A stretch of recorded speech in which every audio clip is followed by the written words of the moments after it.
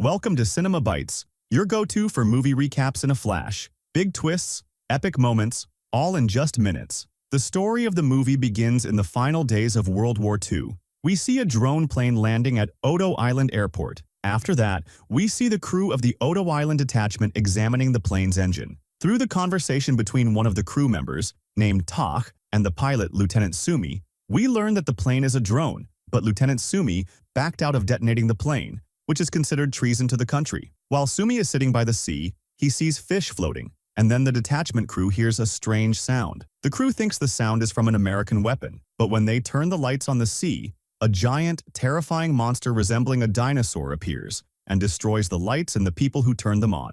Through the words of one of the crew members, we learn that this monster is called Godzilla, and it came from the ocean. The crew and Sumi run and take cover under a shelter. Then Tak tells Sumi, "You are the only gunner among us, and we are just mechanics, so you have to go to your artillery and kill the monster." Indeed, Sumi sneaks to the artillery, but strangely, Sumi is afraid to kill the monster and stays inside the artillery. At this moment, the monster approaches the crew, and they get scared and start shooting at the monster, which angers it. The monster attacks the entire crew and kills them, then attacks Sumi and hits him, causing Sumi to lose consciousness. The next day, Sumi regains consciousness and finds that the entire crew is dead except for one, Tak. Tak attacks Sumi and tells him, "They all died because you didn't fire." In another scene, we see a ship full of passengers who are very cold, and Sumi is sitting among them. The scene shifts to Tokyo, where Sumi is shocked by the destruction in the city caused by the war. Suddenly, a woman named Odo comes out of the ruins of her house and sees Sumi, so she starts attacking him,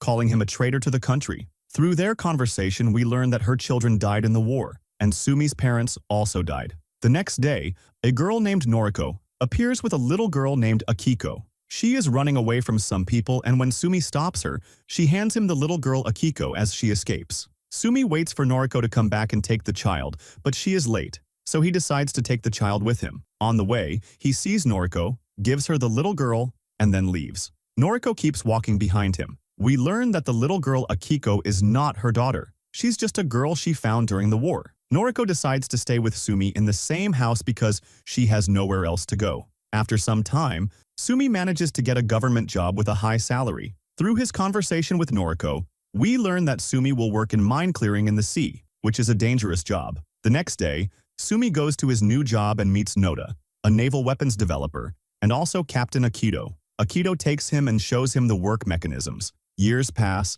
and the situation in Japan improves. Akiko grows up, and Sumi manages to build a house for them. Now we see Noriko wearing a dress, telling Sumi she found a job and needs to depend on herself and leave the house so he can have his space and live his life. In another scene, according to Japanese news, we learn that the monster Godzilla is advancing toward Japan and has become bigger and more ferocious than before. Now we see Sumi, Captain Akito, and Noda on a ship. Through their conversation, we learn that Sumi and his team are tasked with fighting Godzilla. Suddenly, Sumi sees the same fish he saw on Odo Island, but there are more this time. Sumi screams, "Sound the alarm! Godzilla is coming!" Suddenly, the giant monster Godzilla appears, destroys the ship in front of them, and advances toward them. The captain immediately moves the ship, and Sumi and Noda throw mines into the sea. When the monster approaches, they detonate the mines, but surprisingly, the monster is not harmed at all. After fierce attempts with bullets and mines, they realize they can't kill it.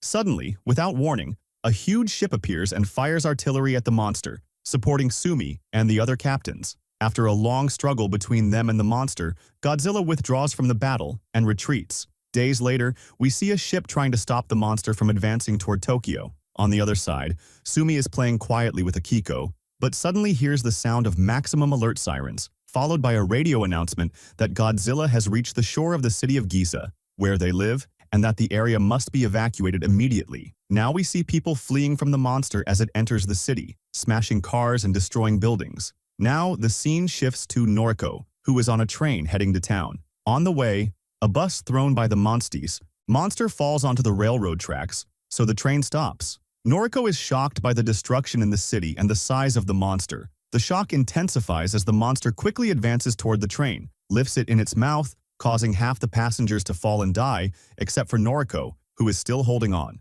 Noriko decides to throw herself into the sea and actually does so, managing to get out of the water and head to town. We see Sumi trying to escape with Noriko. At that moment, tanks come out to fight the monster with all their might, but surprisingly, a blue beam shoots out from the monster. People thought the monster was finished, but in reality, the monster's power increased, and it shot a blue beam from its mouth, destroying half the city. At this time, Noriko tries to protect Sumi, pushing him to take cover among the buildings, while she is swept back by the destruction. After the destruction ends, Sumi comes out and sees the town completely destroyed and Noriko gone. Now we see that after things settle and Noriko's death, Odo takes care of Akiko and her friends who survived. Noda comes to Sumi and tells him there is a new strategy to get rid of Godzilla and asks if he wants to participate. The next day, Sumi, Noda, and the other members go to a meeting. There we see Hota introducing himself as a former captain and saying that they have no means to defend their people, and the solution is to face the monster with civilian forces. The other members, who are warship captains, reject his idea, causing chaos. Noda then decides to go on stage, interrupts everyone, and says he has a plan to drown the monster using freon gas, then pull it outside to maximize the damage. Noda explains the plan in detail, and after much debate, they agree to Noda's plan. At night, Sumi suggests to Noda to provide him with a warplane to distract the monster. Although this idea put his life in danger, Sumi only wanted to avenge Noriko's death. The next day, Sumi went to Noda to see the plane they would use to fight the monster with, and the plane was huge and powerful, specially designed to take down bombers. But the plane had been abandoned, which is what made it so genuine, and it needed an aircraft mechanic. Now we see Sumi going to look for the only aircraft mechanic he knows, who is Tatch, the mechanic of Odo Island. But Sumi couldn't reach Tatch's place, yet he remained determined about this mechanic and kept sending him many messages. That night, as Sumi was returning home, an unknown person attacked him and hit him on the head. After a while, we find out that it was Tatch who hit Sumi, which means Tatch received the messages Sumi sent him. Through their conversation, we learn that Sumi sent messages accusing Tatch of being the reason for the death of the crew on Odo Island, to provoke his anger and make him come to him. After a long conversation between them, Sumi told Tatch that he was the only one who could help him, because Sumi wanted to fill the planes with explosives or throw himself inside the monster's mouth to kill it from within. The next day, Tatch came to the place and started executing the plan, giving every member involved in the plan one day to spend with their family. Now we see Sumi thanking Odo for taking care of Akiko, saying goodbye to the little girl Akiko, and leaving a small envelope by her head. The next day, Akiko gave the envelope to Odo, and it contained money and a message saying, "Take care of Akiko and spend this money on her." At that time, the captains on the ship began executing the plan, but suddenly everyone on the ship was shocked when they saw a ship flying in the air and crashing to the ground. We learn that Godzilla, the monster, is coming at them with full force. Meanwhile, Sumi is preparing to attack in the fighter plane, placing Noriko's picture in front of him as a motivation for revenge against the monster. At this time, Sumi starts to take off, heading straight toward the monster. In another scene, we see Sumi getting ready to distract the monster, wanting to lure it to the targeted area as part of the plan so they can drown the monster underwater. During this time, a mail message is received. As for Sumi, he was trying to lure the monster to the sea, and after several attempts, he succeeded in drawing it to the sea to execute the plan. At that moment, the monster began emitting its destructive blue radiation, and indeed fired the radiation at one of the empty ships, blowing it up.